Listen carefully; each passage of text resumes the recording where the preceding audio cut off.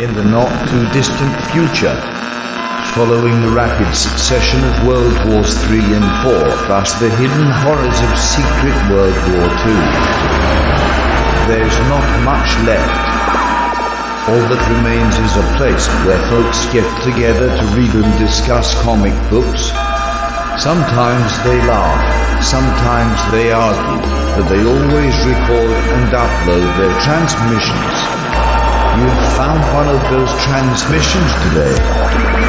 Welcome to the last comic shop. Hey, it is time for more of the last comic shop. And I'm the host with the most, Andy Larson, and I'm joined by my wonderful two co-hosts, J.A. Scott and Chad Smith. And of course, we got some great feedback from some of our fans this week when they told us that we didn't talk enough about food on our show. So we're going to start off our program not talking about comics, even though we are a comic-centric podcast. We're going to talk about food, because evidently that's what the fans want. After they find out we're reviewing The Valiant. Oh, there you go. And it is true. We are reviewing The Valiant on today's program, 4-part miniseries that was put out. It was very soon after Valiant's relaunch in the mid-2010s. It's weird what you call that decade, like 2010s, whatever it is now. But it was around. What is an aught? Well, it was released in 2015, so it's only a couple years old at this. The tens. The tens. That's what I said. Yeah. On the tens.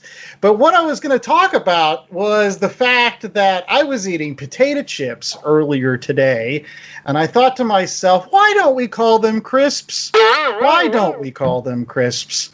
Because that seems, I don't know, much more fitting for a potato crisp. Because they're crispy. Well, Yeah. that's what they call them in England. They're called crisps. Yeah, they call chips fries. I don't know why they do that. But crisps, I can get behind, right? I think the issue you run into is that in the U.S., Pringles are called crisps. That's it. Why are they called crisps though? Like nothing else is called crisps. They're like the American cheese. They're not really qualified to be a potato chip. Yes, Cheese isn't really a cheese. Yeah, the FDA actually stepped in this in like 1975, and it's because Pringles are made not from potatoes, but dehydrated processed potato, that they cannot be called potato chips. Wow! So I didn't they're know called this. Crisps. But then, in the UK, where crisps are chips and chips are fries, Pringles went to court to try to get out of paying tax.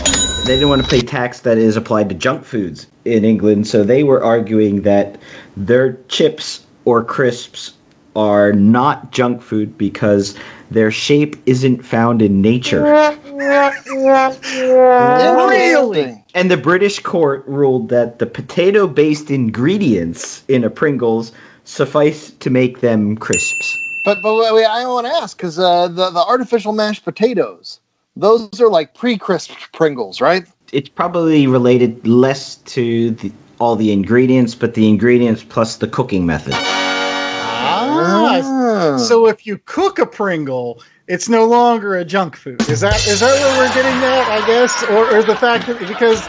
If you're really hard up, just pour some milk and smash it all together and hope for the best. And now everyone's thoroughly confused. Yay, English. Well, let's jump into some comic book talk now that we've gotten everybody thoroughly confused. And as I said, on today's program, we're going to be reviewing The Valiant. And it kind of made me start thinking about my roots when it came to Valiant. Like, I've been a fan of Valiant over the years, primarily because of my co-host, J.A. Scott, who has pretty much a massive Valiant fan when they first came out, as you might have heard on previous shows. And I had a question for my other co-host, Chad Smith, who isn't really a Valiant fan. Why in the 90s when there was, I know there was Image, there was Dark Horse, but Valiant was considered the big thing. And there was a lot of people that were reading Valiant at the time. Why didn't you jump on that Valiant bandwagon? Okay, well, here, it gets a little bit complicated, but there's a finite amount of resources, right? Right. So back in the 90s, I was in my preteen to teen years, so I could only buy so many books. And I was an Image guy. I liked all the look of the Image books. I liked being frustrated because they wouldn't put books out for 8 months at a time. That was fun. When's it going to happen? I don't know. And then Spawn, they'd publish issues out of order. You never knew what was going to happen. It was great. Yeah, it saved you money, though. Exactly. But then I also had Marvel, which Marvel solved all those, I really like connected universe things. And Image was all about style and pizzazz. And then Valiant always just seemed like the lesser. Like, if I wanted a convoluted connected universe, I'll go read Marvel book. If I wanted characters that I don't care about, I'd go to Image. I didn't need Valiant. Oh, wow. I would pick up a handful of issues. I have Torok. Okay. I have some Ninja.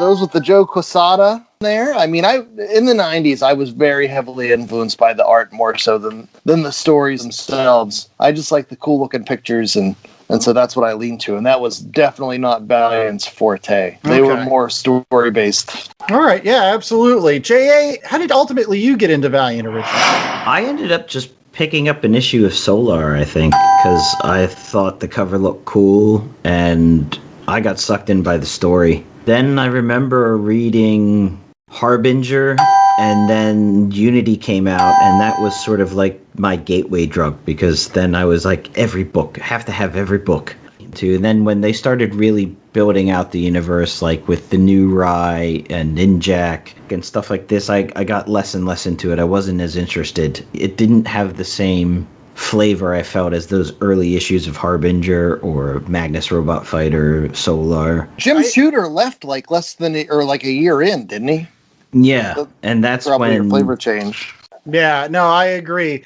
There was an electricity around like what was going to happen, especially around the Unity saga, and you were just all excited about it. So it's like it sucked me in too. But that's why I am always a big fan of when things start.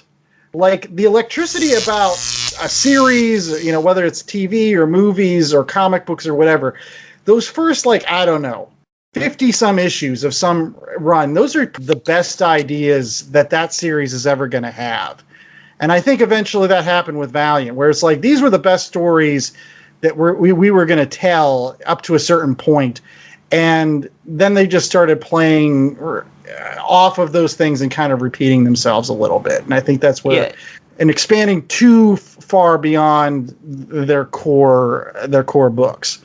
It was fresh, it was something different. I think that's, Chad mentioned it with Image too. That was the fun thing about Image too. It was different. It was fresh. It was new. It was exciting. It was, especially back in the 90s, we didn't have a lot of independent publishing. So you either were DC or you were Marvel, and, everything was kind of stale and retread and really, sucking the fumes of their predecessors for the most part. There wasn't a lot of interest. It was comics for comics' sake, and then Image came out and it's fresh. There's new ideas, new characters, new universes, and Valiant did the same thing on the much more so on the writer side of things, and I think that's what got a lot of people into it, and I think it also helped to spark the really big 90s speculation boom in comics. And that's something that I wanted to touch base on a little bit here, is that, again, I remember back in the day that there was a lot of speculation that the characters that Valiant was coming out with, these were going to be the next Spider-Mans and the next Hulks and the next Daredevils, even more at times than possibly the Image characters that were coming out at the same time. I remember when you would pick up a copy of Wizard and they would give these are the most expensive comic books that you want to get.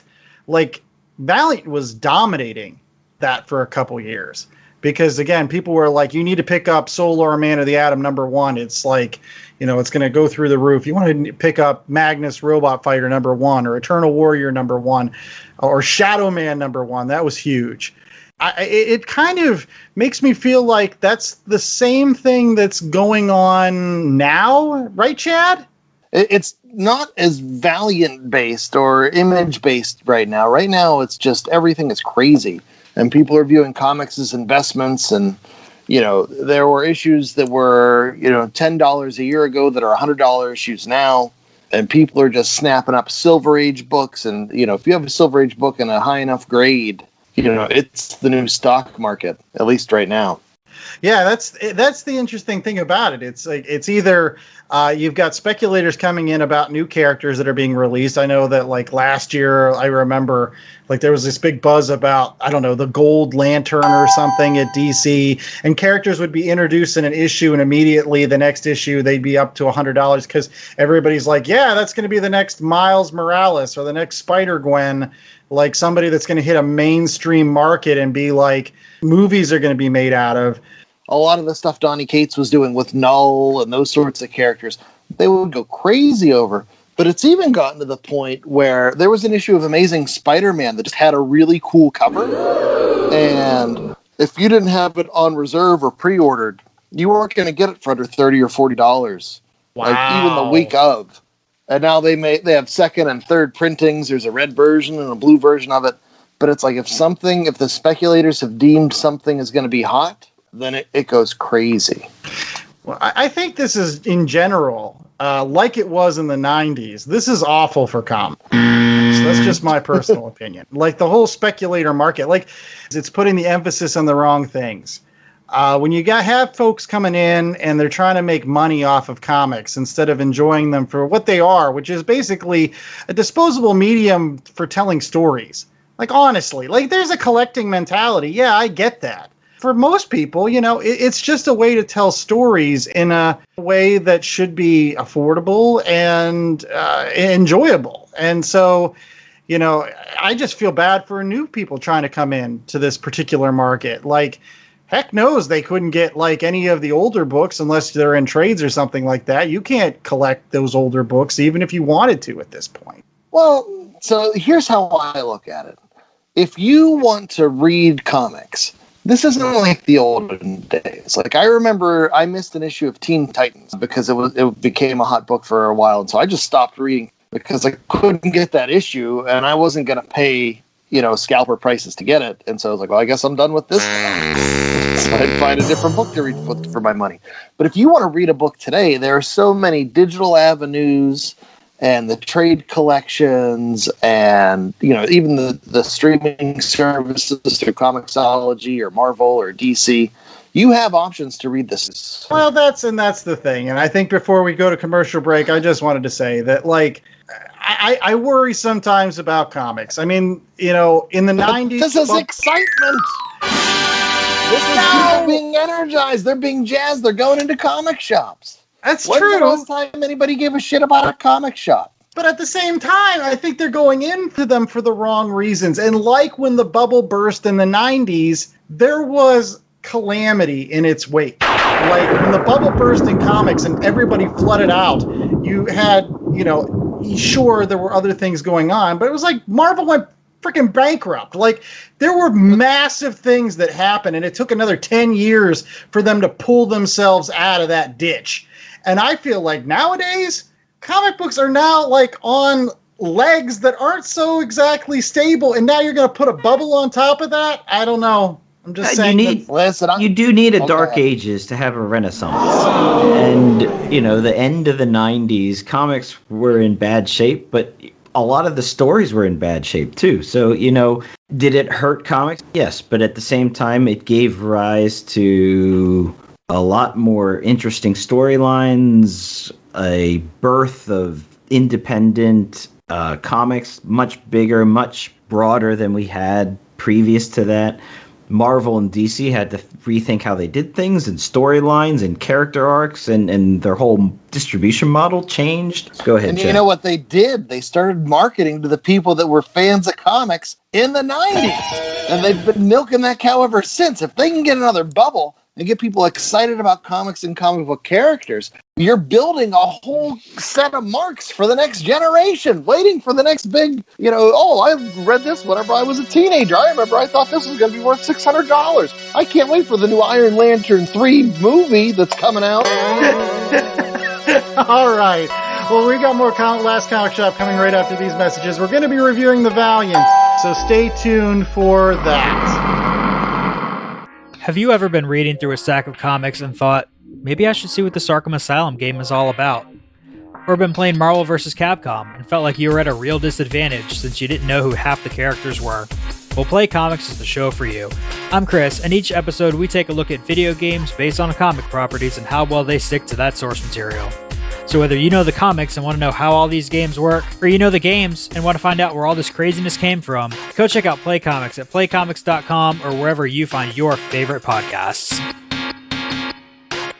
All right, we're back with more of The Last Comic Shop. Oh, yeah. The other thing I wanted to mention before we get off of this topic is now, I told you how they're treating comic books like stocks. A few years ago, you could have bought an Incredible Hulk 181 first appearance of Wolverine for a couple $100. Now, you can buy a share of Incredible Hulk 181 with a bunch of other folks. A share? Like, is it a piece? Like, do I get, like, page 4? I get the hostess ad, that's it? Yeah, if you're the first in, last out, does that mean you get the front and back cover? I don't know. I don't know how it works, but it's craziness now. The grit ad, make money with grit. It's the nation's newspaper. I got the basketball ad. No, it's weird, man. Like, shares of comic books. The whole notion of the CG grading of comic books, isn't that just like kind of like a scam? I don't know. I don't know if I feel comfortable with it. But one thing I do feel comfortable with is reviewing comic books. And one of the comic books that we're going to be reviewing on today's program, in addition to eventually recommendations and all this other stuff, is The Valiant, which was a series that was put out by Valiant Comics, just like the name. This series started in the tail end of 2014 and ran through 2015. So it's about 6 years old at this point. And it was kind of at the beginning of Valiant's relaunch. Oh, before you go too far, do they still have the Gold Key characters and do like Magnus Robot Fighter? No. So is this after Acclaim sold it? Yeah, this is after Acclaim sold them. This is definitely after that. But this is about the time, I'm pretty sure, at this particular moment, Dark Horse had some of the Gold Key characters at this time. Eventually, they went to Dynamite, which I think is where they are now. That's why they were really pumping the tires of folks like Exo Manowar and Bloodshot, Eternal Warrior and Archer and Armstrong, because those were the in-house characters, especially Exo Manowar, who was one of their most popular characters to come out of the original run in the 90s. But ultimately, Chad, who did The Valiant? And I think it's kind of a little bit of a who's who, right? Oh, yeah, there's some great talent. You have Matt Kindt from Mind Management, Jeff Lemire from Swamp Thing and Essex County, which we've covered on the show. They're your writers, so they were teaming up to write this together. On art, you have Paulo and Joe Rivera, father and son duo. Letterer Dave Lampier, and that's it. There weren't a lot of hands involved in this. But I'm going to gush a little bit even from the start about that art. Man, did I love this art in this book. Like, it's gorgeous. I enjoyed it. I didn't even mention there were variant covers by Francesco Francavilla. All yes. around. This art is my jam for sure. Right. I love this stuff. Well, since Valiant is his jam, we're going to have J.A. Scott give us the 10-cent synopsis of what happens in these 4 issues, only 4 issues of the Valiant miniseries. Okay, so for those of you who aren't aware of the Valiant universe, the story is essentially about the Eternal Warrior, which is this Highlander-type warrior that is immortal and lives forever, and his quest to protect the Earth and Earth's speaker, which is in the Valiant universe called a geomancer, and these people are born and the Earth talks to them, and they're like, supposed to get crunchy and help the Earth through its issues. And throughout time, they're battling this great evil that sees itself as a balancer of sorts and comes every so often, every epoch, if you will, to kill the geomancer. And the Eternal Warrior's sole aim throughout history is to protect the geomancers, and 3 times up into the Valiant, he has failed, and this eternal evil has killed the geomancer. And so this whole 4-issue run is about eternal evil coming in present day, and the Eternal Warrior trying to build a team of people to protect the Geomancer from the eternal evil. And it's together, they have a big fight with this Omega level evil person and try to stave off what happens after a Geomancer dies, because that leads to the Dark Ages. You're forgetting about the most important part of this book, which is the fact that Bloodshot eats jerky in some sort of Kmart or, I don't know, some sort of department store somewhere in a mall. I thought it was a JCPenney. I don't know. It has a sporting goods section. Like, Oh, it must have been a Boscov thing. There's a shout out to Eastern Pennsylvania. But no, it's actually Bloodshot plays a massive role, at least in the tail end of this series, like the last 2 issues. I think, honestly, if you're a Valiant fan, it's pretty much the tale of 2 characters, Eternal Warrior and Bloodshot. Both kind of, they can't die. Go ahead, Chad. I have questions. Okay. And since I was never really a Valiant reader, at best I was a Valiant picture looker at her. Was this the original Geomancer in the book, this K character? Or she No. knew? She's new to me, at least. She's the 90s Geomancer was Jeff, spelled with a G. Okay. But he was also related to this Buck McHenry guy. Like in the original Valiant run, Jeff McHenry, who's the Geomancer that you meet, he's like a teenage kid. His great uncle, like Kay in this book, is a guy named Buck McHenry, who was evidently like a super awesome Geomancer that was, set all kinds of batting records and I don't know, ran for touchdowns. I don't. But they talked very highly of Buck McHenry. He had all 5 tools. He hit for power. Nice. So the answer is no. All right. Second question: how many Highlanders are there in the Valiant universe? I thought there could be only 1.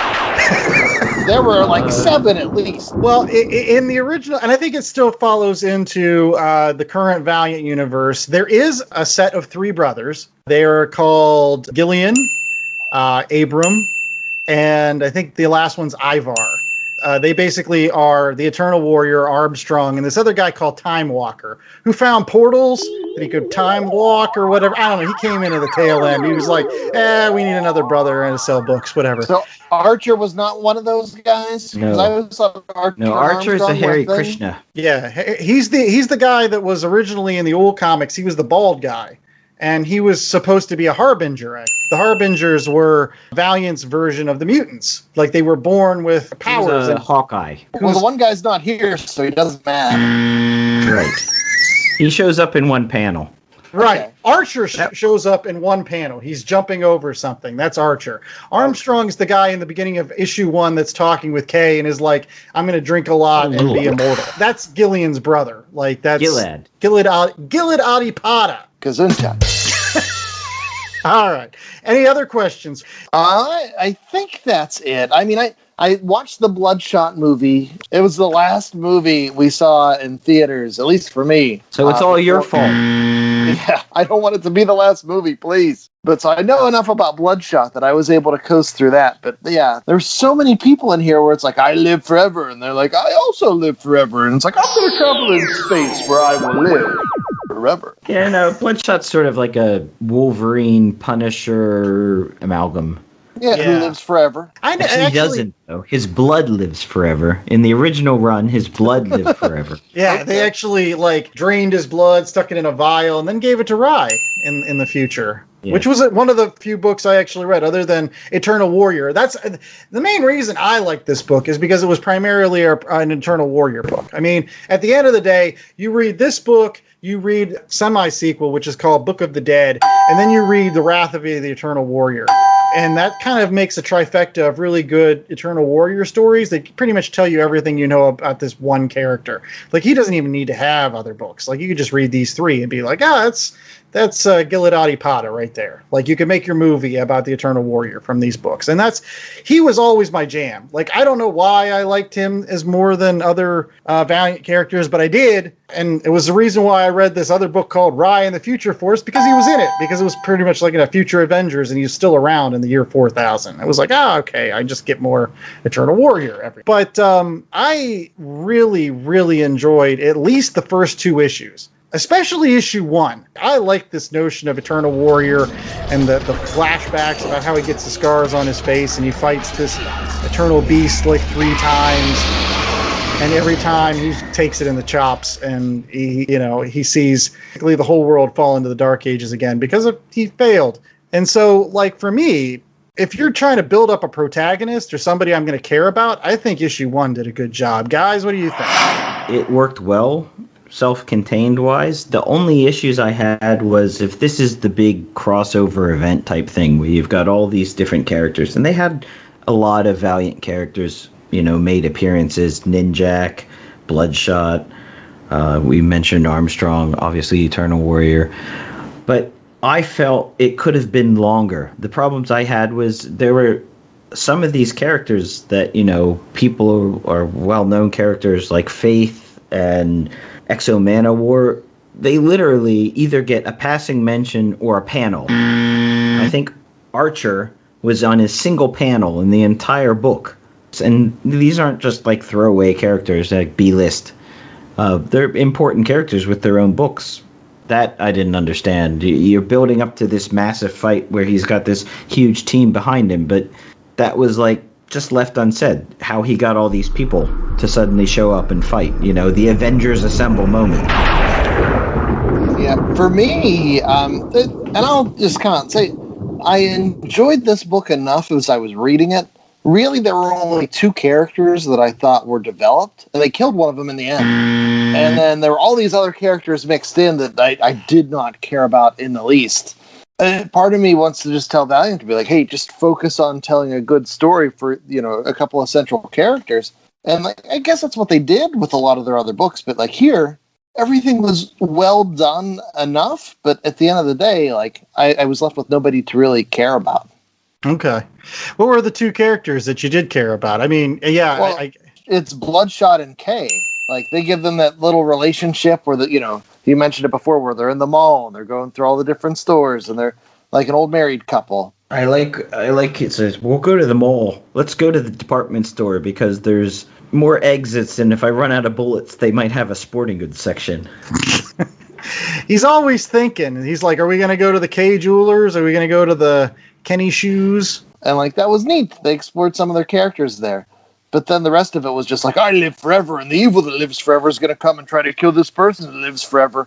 And then after they've lived forever, we'll start all over again, and people will live forever some more. And like, who gives a fuck? Pardon me. I thought how they handled the reveal at the end with that boxing thing was like, huh? Where did that come from? Because that makes no sense. And it's like, oh, we got to figure out how to end this and leave it open, but conclude it at the same time. And I was just like, yeah, it feels like you cheaped out on that one. You wrote yourself into a corner and you didn't know how to get out of it. So let's use the time travel trope. Right. Instead of 4 issues, I would have loved to seen this series as 6, because I think that there were some neat concepts. I didn't mind the whole box idea. Like, again, this mysterious box that's going to, solve the problems that, the Eternal Warrior has been struggling with for millennia, and how to save these geomancers from basically something that's immortal and ungodly powerful.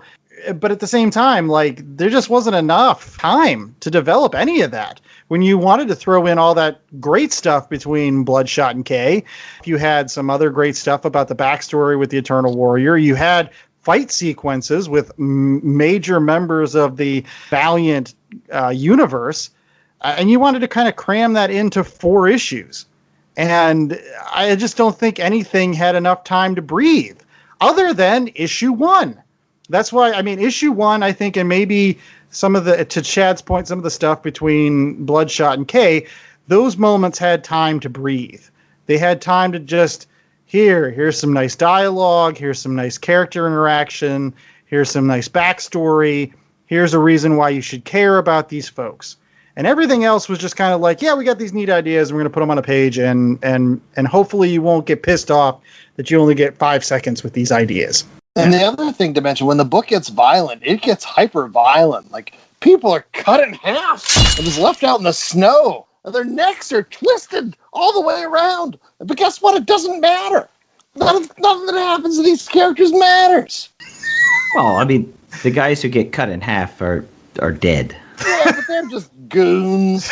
He saves the other goon to blow into the little breathalyzer thing to get him in. Like, I got him off panel. Let's talk to the tattoo guy. Let's get in this box. And I won't lie, I was kind of excited about, again, back to that whole box notion. I was excited about this idea of, like, seeing the Eternal Warrior in the future, and things are, that there's that one great panel.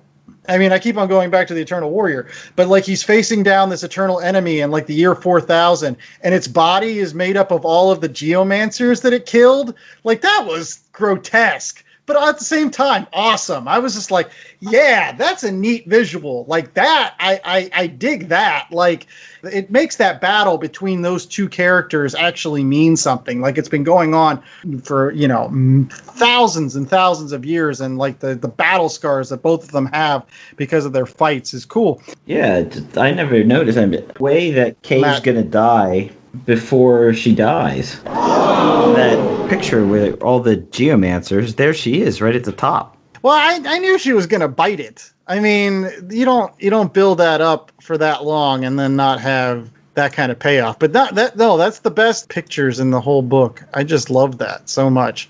It looks very Mike Mignola-esque, to be honest. Like, it looks like something out of like a Cthulhu Lovecraftian horror. And if you look, I mean, the immortal enemy has killed what, like 6 from the year 4000 or something? The first one's killed like 2000 BC, right? So you're probably like 6000. It's probably every 1,000 years. You've got 1,000 years to build things up. It's not like the end of the world if we go into a dark ages for a little bit. But how about this? How shitty does it feel to be one of the geomancers that he doesn't want to kill? He's like, because there's all the ones in between. He's like, yeah, I wasn't important enough. I wasn't one of those epoch ones. I didn't cause the end of another dark ages. Oh, well, I guess I'll just live as Buck McHenry. It's my great-grandniece. That's the one that's important. I'm just the one sitting on the bench. Or maybe it's the other thing. They're too strong, and so he goes after the weak ones. That's what they tell themselves. Yeah.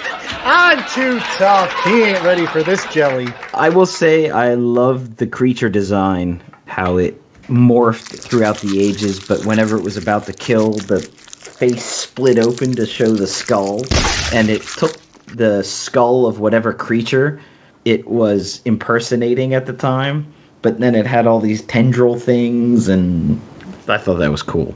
I also liked when he looked like a cross between the Joker and Alfred and Cesar Romero. And he was called Mr. Flay.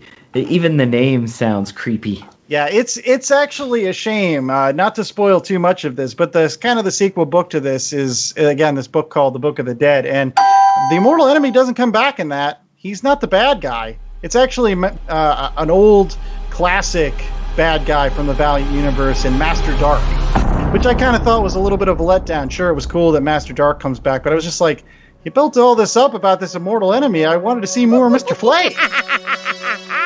Bobby Flay. I wanted to go to his restaurant. It was delicious. Any case, we've got more of The Last Comic Shop coming up right after these messages, and we'll have our delicious ratings.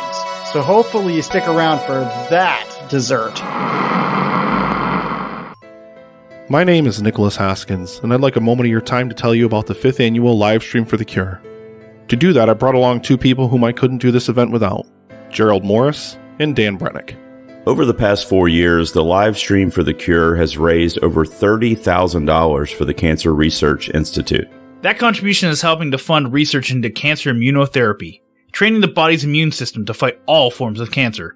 This year, we're aiming for our biggest goal yet as we try to raise $15,000 in 50 hours on the air. Tune in May 19th through the 23rd as we're joined live by podcasters and content creators from around the world. With your help, we can continue the fight for a future immune to cancer. Together, we can make a difference. All right, we're back with more of The Last Comic Shop. And as you might have heard, live stream for The Cure. That is an event that we are going to be participating with to help try to raise money for cancer research. It is a great, great cause, and we're so happy to be participating in this year's event among many other podcasters from throughout the world as we come together to do a live review of a comic book, basically a live version of The Last Comic Shop during the live stream for The Cure's marathon. And again, you can go out and support them even now. You go out to livestreamforthecure.com. When is our shift? Our shift is from 11 to 12 p.m. Eastern Standard Time on May 22nd. So if you'd love to hear us do a live review of a comic book and support a worthwhile cause, make sure that you tune in to live streams for The Cure on May 22nd. Tease the book. What are we doing? Oh, yes. The book is going to be It's the biggest. Superman. It's the best. It is. It's the battle of the century. It is Superman versus the Amazing Spider-Man, it's actually not the first crossover between Marvel and DC. Do you know what the first crossover between Marvel and DC was, Chad? The Wizard of Oz? The Wizard of Oz. You're absolutely correct. That was the first joint book between those two companies. So this was somewhat on the heels of that, but a great Bronze Age book nonetheless with some fantastic art. So make sure that you tune in to hear that battle of the century here on The Last Comic Shop and support cancer research. We'll have more details on our website as well as all of our social media as we get closer to the event. And now it is time for our ratings. Yes, this is the time when hopefully we don't make a lot of other Valiant angry, or maybe make them happy. I don't know. In any case, it's 1 out of 4 scale, and as always, J.A. Scott gives us that 1 out of 4 scale uniquely every single week. So, J.A., what is our 1 out of 4 scale this week? Well, in honor of the Eternal Warrior, who would get a scar on his face every time a Geomancer was killed, we're going to be rating this 1 out of 4 facial scars. All right. Good luck with that sound effect. I know, right, boy? Well, you just heard it. That was the best I could do. It's like when we did the Invincible show and he gave me mustaches. I think that was like a fuller brush. I don't know what it was. Any case, we're going to get Chad. He's going to give us his rating. So how many disfiguring scars are you giving this book this week? Okay, so I want to emphasize that I think this book was well done. I can't imagine a book that would be like better done, but not for me. As with the Valiant characters, none of them really connected with me. But boy, oh boy, that Paulo Rivera art, it's just beautiful. Like the way the characters look at each other, the acting, like that was great. The surprise moments of violence, that was tons of fun. Like, he is just an artist's artist. I love his work. I could read Rivera comics all day. And then you have the story. And this is a very serviceable story. I could see this being the Valiant movie, as it reads like a Hollywood script. At the end of the day, this is very forgettable. I will remember how forgettable this is. So I'm going to say 2.5 facial scars. Okay. J.A., what are you rating this book this week? Well, for me, it was really nice to get back into the Valiant universe. I really enjoyed it. I loved the art. I loved Jeff Lemire's writing. I thought the whole story was great. I had some quibbles with the fact that certain characters I thought should be bigger or more powerful don't show up or mentioned in passing, like Exo Manowar. That being said, I loved the interaction between K and Bloodshot. I love the Eternal Warrior arc with the Immortal Enemy. So I could have used a couple more issues to flesh out some of the B stories, but it was a solid read. It got me interested. I'm going to pick up some other Valiant stuff that's come out. Reading this on the heels of the Shadow Man that we reviewed for that quick hit a couple of weeks or months ago. I forget when we put it out. I think it's just re-sparked my interest in seeing what they're doing with Valiant these days. My only regret, and this is not towards the Valiant, but for their whole universe, is they didn't get the Gold Key guys back, because I really love Solar. I really love Magnus Robot Fighter. For this book, I'm going to give it a solid 3 scars, like big, chunky scars down the face. Just absolutely horrific scars. Like there's no way you're going to be able to take your senior pictures with those kind of things. You're just going to just look awful. I think I'm going to actually agree with you about the 3. I think that's an appropriate rating for this particular book, just simply because, to Chad's point, the art is just absolutely gorgeous. I think I would have given any book with Paulo Rivera's art a 3 just based on art alone, just because, again, everything looked clean. It looked wonderfully dramatic and emotional. It just looks like a comic book should. When you think about some of the greats over the years, whether it's John Romita, whether it's, Ross Andrew, which I love, whether it's, Neil Adams, they all have a similar quality in which they capture facial expressions and emotions really well. And I think Paulo Rivera is right there with those folks, because I just think it's just wonderful. And I can't gush enough about just some of the imagery with that immortal enemy. Like, oh God, it's just terrifying at times. Like, it's just grotesque and awful. And it's a great counterpoint to some of those, superhero characters. So kudos to making a quality villain. Like, I think that the, villains sometimes make the stories, and I'll also give it a 3 because I did think that the immortal enemy was a solid villain. Sure, he didn't have any motivation other than killing the Geomancers, but he didn't really need to. Like, it was his job. Like, he was a force of nature, like a tornado or an earthquake or something else. He was just there to do his job, which was to maintain the balance, which I got behind. I liked it. And I liked the interplay between him and the Eternal Warrior. But to J.A.'s point, I could have used 2 more issues at the very least. I think this story could have been serviced better with 2 more, just simply because they could have built up that massive fight between the Valiant universe and the immortal enemy better by having like another issue to show how those characters get together and meet or are brought together at the very least. Like, that's the great thing about Unity. They did a fantastic job of how Solar and Jeff McHenry went around collecting all of the Valiant characters and bringing them. What was the name of that land? What was it? Where Mother God lived. What was the name of that land, J.A.? See, the Unity Tower. That's what she was going to build to destroy the universe.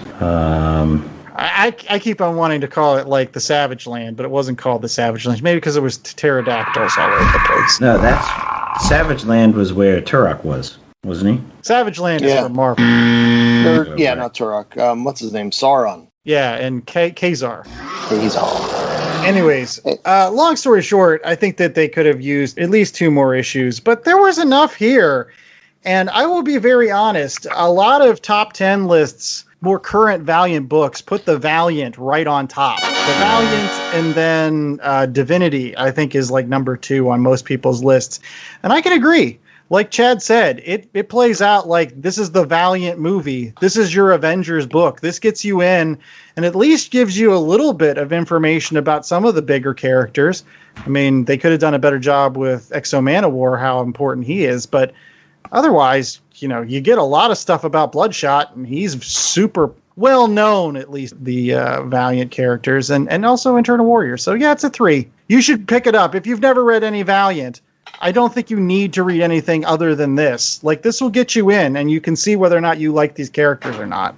So it does its job there. And then, you know what also does its job? Recommendations. You know what its job is? To get you into comic book shops, pick up other things other than the Valiant. Some other of the Valiant books I mentioned, like Book of the Dead and Wrath of Eternal Warrior. Those are great ones, too.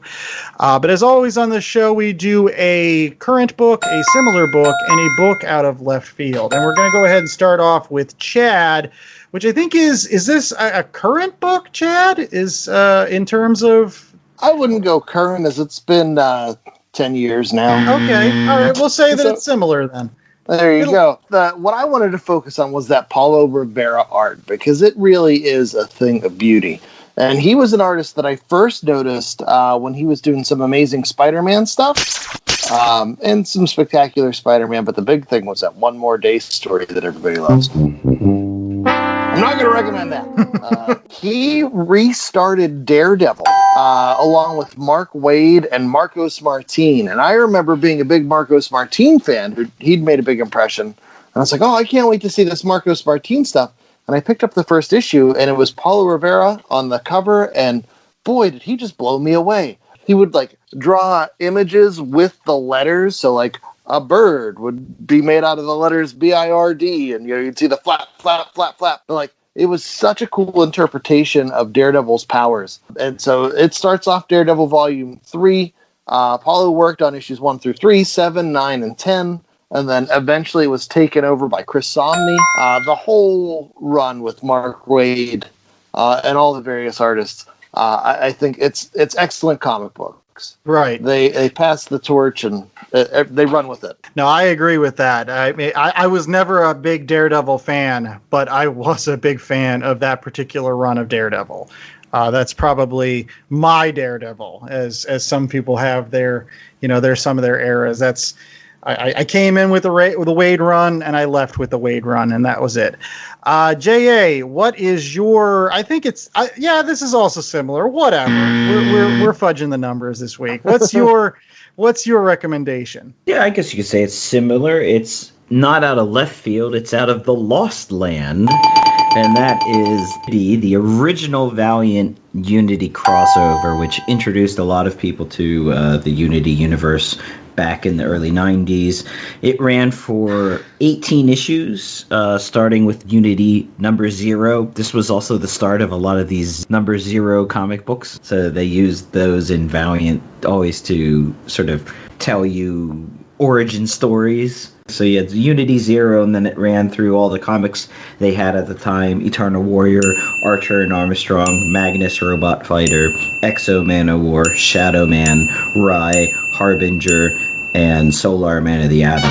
And unlike the Valiant, which deals with this immortal enemy, which is sort of this mystical evil, the evil in Unity is very much man-made. It is a person who has been beaten down in life. She has lots of issues, and that's, I think, what I liked about it, beyond the fact that it has 18 issues to breathe and grow, and there's a bit of padding in there, granted, but you get a lot more in-depth story arc, character arcs, and find out a lot about the big bad, Erica, in this, and she's complex. And that's another thing that I really liked about the Valiant comics back in the 90s. They brought this level of complexity to their characters that was new and different than a lot of what was going on with DC and Marvel at the time. Right.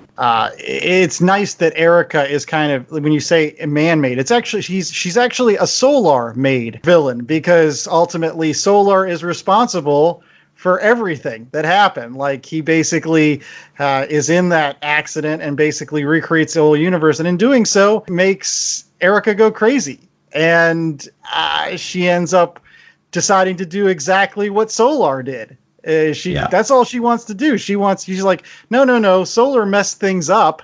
I'm putting things back the way they were. And I think that's amazing from, it's the other side of the Solar coin. And I think that's interesting that those two kind of godlike characters duke it out in this particular series. And for those of you who like collecting physical books, I should mention that they split it into 2 runs. So the first 8 issues after Unity Zero were all cover art by Frank Miller, and you could put all the comic books together and it created one big image.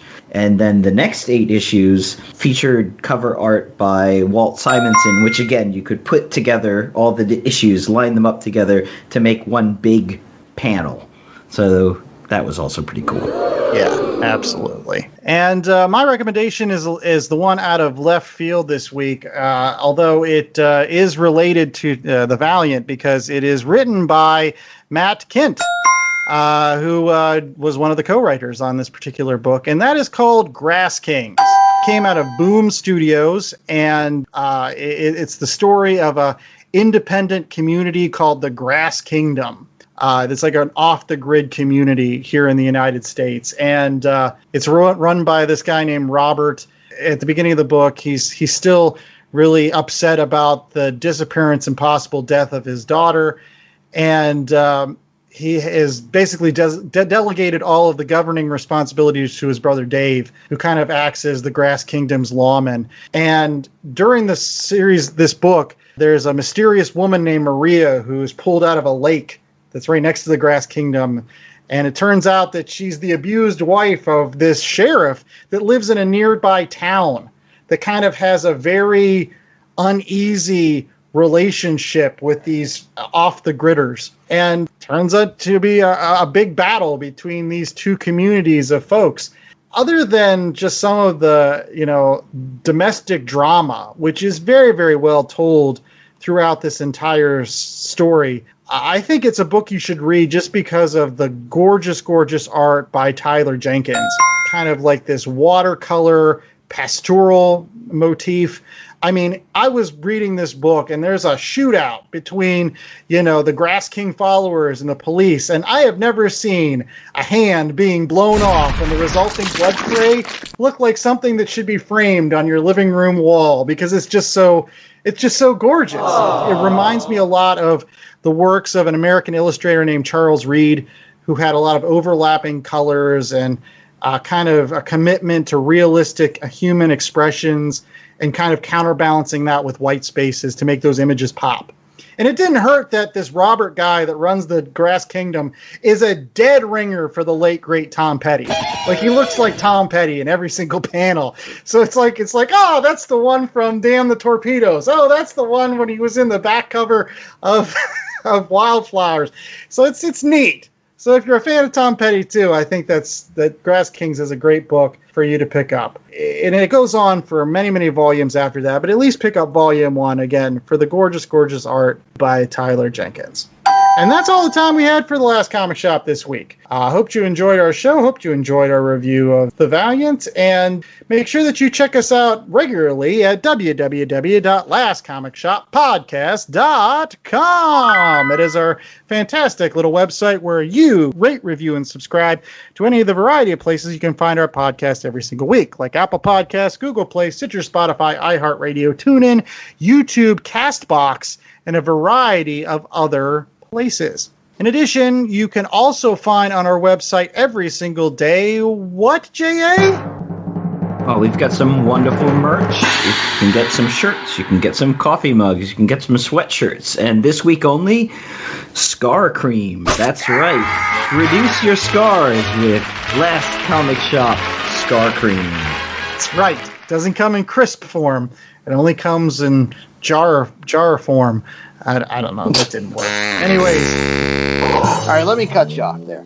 And just state that while we are officially the last comic shop, we may not actually be the last comic shop. So if you go to the www.comicshoplocator.com website, you can type in your address and find a comic shop near you where you can find all of this wonderful stuff, some Valiant back issues, some old Daredevil stuff. Maybe you can even beat some speculators to it and join in on some of the excitement. There you go. And until next week, I was the host with the most, Andy Larson. I was joined by Chad Smith and J.A. Scott. As always, make sure that you stay safe, stay sheltered, and above all, make sure that you talk to the earth, like the geomancers in this book. Go out there, talk to a dandelion, talk to some grass, hug the earth. Just go out there, kiss some dirt, do something. Eat some jerky. Make sure you find a sporting goods store, and then hold up there Kissing your dirt. I don't know.